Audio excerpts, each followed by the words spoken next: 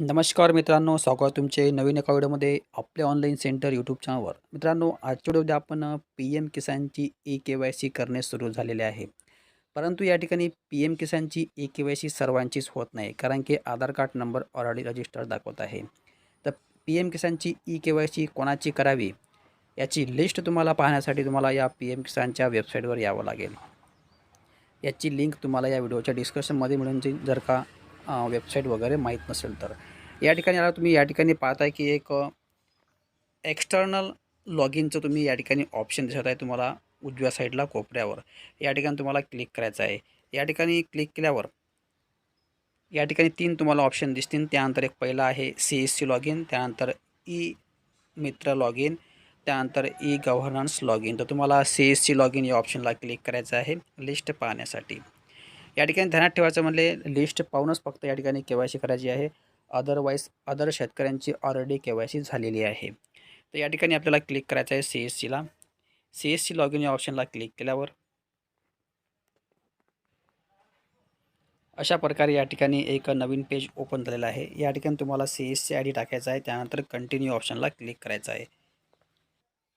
मित्रांनो, continue ऑप्शनला click केल्यावर तुम्हाला या ठिकाणी तुमचा सी-एस-सी आय डीचा पासवर्ड टाकायचा आहे. त्यानंतर कॅप्चर करून लॉगिन या ऑप्शनला क्लिक करायचं आहे. मित्रांनो, अशा प्रकारे मी पासवर्ड त्याचप्रमाणे सी-एस-सी आय टाकून आता या ठिकाणी आपल्या पोर्टलमध्ये लॉग इन झालेलं आहे. या ठिकाणी लिस्ट पाहण्यासाठी तुम्ही एक ऑप्शन पाहत आहे तुम्ही रिपोर्टचं. लॉगआउटच्या बाजूला एक रिपोर्टचं ऑप्शन आहे. या ठिकाणी तुम्हाला क्लिक करायचं आहे. रिपोर्ट या ऑप्शनला क्लिक केल्यावर या ठिकाणी पाहत आहे की तुम्ही 2 ऑप्शन दिसतील. एक सी-एस-सी वाईज रिपोर्ट आहे, त्यानंतर ई-के-वाय-सी पेंडिंग रिपोर्ट आहे. तुम्हाला ई-के-वाय-सी पेंडिंग रिपोर्टला क्लिक करायचं आहे लिस्ट पाहण्यासाठी. चला तर या ठिकाणी क्लिक करूया. मित्रांनो, या ठिकाणी क्लिक केल्यावर अशा प्रकारे पेज ओपन झालेलं आहे पेंडिंग के-वाय-सी पाहण्याचं. आता या ठिकाणी आपले स्टेट आणि डिस्ट्रिक्ट ऑटोमॅटिक राहणार आहे, जो तुम्ही सी-एस-सी लॉगिन करसाल त्या ठिकाणी. त्यानंतर दुसरं ऑप्शन आहे सिलेक्ट टाईपमध्ये, एक आहे रूरलचं ऑप्शन आहे.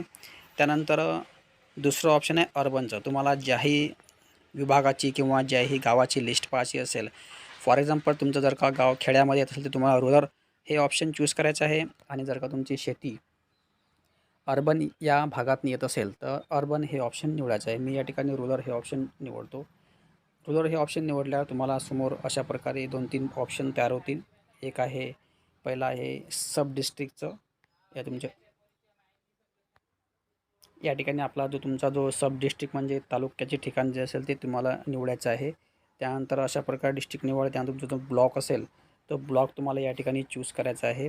त्यानंतर ब्लॉक निवडल्यावर तुमचं जे विलेज असेल ते विलेज तुम्हाला या ठिकाणी निवडायचं आहे. म्हणजे विलेज म्हणजे गावासंबंधित माहिती. आता या ठिकाणी तुम्ही ज्या ठिकाणी राहता त्या ठिकाणचं तुम्हाला गाव निवडायचं आहे, किंवा मग ज्या ज्या ठिकाणी तुमची शेती असेल ते गाव तुम्ही दोन्ही तुम्हाला या ठिकाणी चेक करायचं आहे. तर या ठिकाणी चला तर ते ऑप्शन ब्लॉक आणि गाव निवडूया.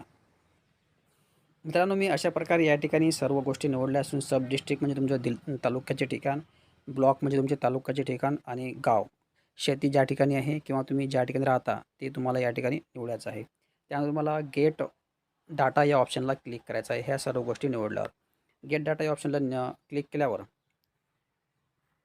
या ठिकाणी तुमच्यासमोर ज्याही गावातील ज्याही लोकांची के-वाय-सी राहिली असेल ते तुमच्यासमोर शो होणार आहे. फॉर एक्झाम्पल इथे पाहा तुम्ही, पहिलं आहे नाव, त्यानंतर फार्मर नेम, त्यानंतर ॲड्रेस, पुन्हा ॲड्रेस आणि मोबाईल नंबर, अशा या 4 कॉलममध्ये त्यांची माहिती शो होणार आहे.